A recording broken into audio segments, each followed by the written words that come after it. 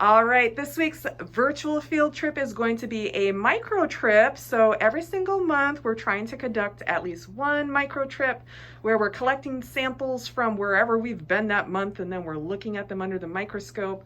And today we have one of our rock star students, Ava Glowacki, who is going to show us mushroom spores under the microscope, because one of the super rad Makerspace stations in the high school library has been creating all these mushroom spore prints. So Ava, tell us a little bit about the mushroom spore prints and how you even came up with doing that, and then you're going to walk us through prepping a slide as well. Alrighty. One day I was driving from Woodshot back to the high school because it's at the middle school, and I noticed these big Flamanita mushrooms right by my car. And so I picked one and I brought it into the library, and I was like, Miss Wheeler, we have to make a spore print out of this. And so I think this was one of the first ones that I did. Had you done spore prints before this year? Is this something that you knew how to do? I just kind of saw it online a few days before and really wanted to try it. So I thought, may as well give it a whirl, right? Yeah, and you're a total maker. That's what I love about you, is you're super creative, you're an innovator, you're just a maker. Every single day you're coming into this library with some interesting thing that you just created. You're always up to something. Okay, and these are absolutely gorgeous. I have friends coming to town this weekend, and I'm super excited to do this activity with them. And it takes about 24 hours, correct? Do you want to tell us how you prep the mushroom for a print? Yeah, so all you do is you get a mushroom. This is one that I did yesterday. It's kind of floppy because it's old. But you pick your mushroom, and then you just cut the little stem off right there, and you put it face down on a piece of paper. And sometimes if it's not moist, you put a few drops of water on top of the cap. And you just cover it. This is our little fancy smancy little covering dish, and you cover it like that, and you wait 24 hours, and then in the morning when you move it, it'll leave all the spores that were inside of these gills behind.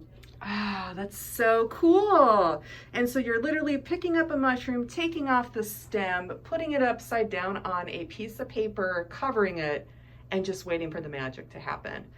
And I love how you've been playing around with different colored backgrounds, because some spores are white colored and then some are orangey reddish. Yeah, it's kind of trial and error to figure out which paper works for different types of mushrooms. Yeah. I don't actually know what kind this is. I just found it in the baseball field, but I find that the ones over in the baseball field are typically this orangish color, so we normally go with a lighter colored background. Okay. We were experimenting with pink the other day.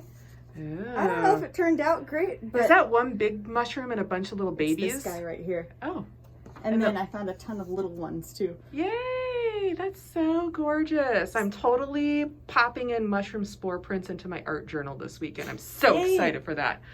All right, so you're going to prep a slide, and why don't you walk us through that? And I will say, friends, that we are in my avocado colored office right now. It's just making me laugh while I'm recording with all this avocado. It's matching the mushrooms, actually, so we'll just roll with it. Oh, yeah. So talk us through prepping a slide properly. So I'm just going to get one of these gills out. You don't need much. That's probably a little too big. Less is usually more when you're prepping a slide, right? And this isn't how you do it scientifically, because it has my finger gunk all over, but you get a little bit of the spore. You put a drop of water on there. And you're usually using some kind of distilled water. Yeah, this is just tap water because I couldn't find any, but it works well enough. And then there's these little plastic slide covers. Okay. And you set it on there. And just kind of tap it. And it normally suctions down. Yeah. And there you go. All right, so we prepped our slide, and then this little handy dandy thing I bought on Amazon for about $15. It allows you to attach your cell phone, pop it into a microscope, and then record what you're doing. And you can also, most of the science teachers have this little adapter that you can plug into your computer so that as you're microscoping, if that's a word, you can share that on your projector with students. But we're just going to go for this little tiny adapter, so let me get that hooked up. Okay, so Ava has prepped this slide. We attached my cell phone to the little microscope adapter, and here we are. How cool is that? So Ava, what are we looking at? And do you want to maybe take us on a tour around this object in the microscope right now? Yeah, sure. So if you guys remember, this is the gill from that mushroom that I did a spore print of.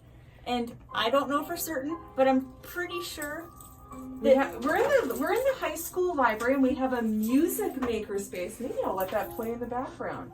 So you're getting a music makerspace tour plus a microscope tour at the same time. Sorry for the interruption. Yeah. Anyway, I'm pretty sure that all of those little circles that you're seeing along the edge of this mushroom gill are all spores. Mushrooms have like millions of spores. I have no clue how many they actually have. And that's how they reproduce, with all those little all those little circles you're seeing in there.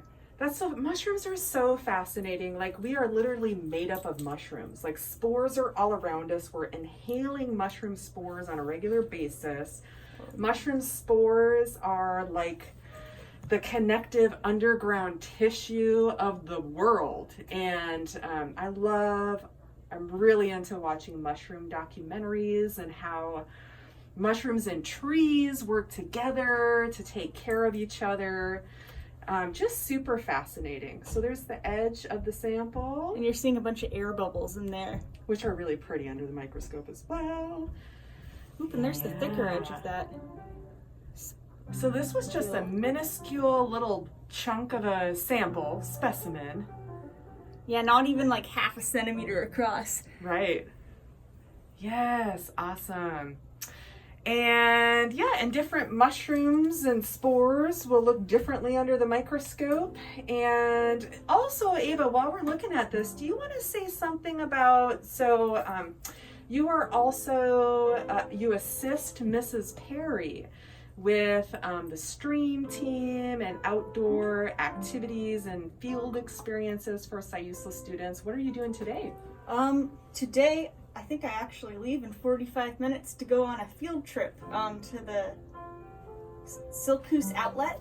The 6th graders are going to do a field-based research project today. They've been preparing questions and everything for experts all week, and they are super excited to go out and... There are like 4 different stations, right? They're going to go collect samples in the field and then come back and do a whole research project for the end of the quarter in stream team.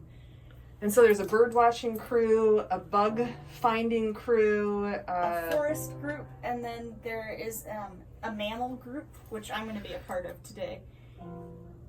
The mammal track, like you're going to go out and... Yeah, we set up some forest cams, and then I think we're just going to go out and have a tromp in the woods. And see what you can see. Yeah, see if we could find some scat or tracks or anything like that. My husband and I just purchased a forest cam to catch all the wildlife on our property, because we definitely have bears, bobcats, coyotes, and probably the occasional cougar.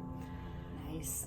So that's super exciting. And then next week, you all are going out to Cape Perpetua to do some tide pooling as well. And I think we're going to definitely come along on that trip to catch some of the tide pooling, because the month of February, our United Nations Sustainable Development Goal that we are going to focus on is life below water. Okay, so awesome spores.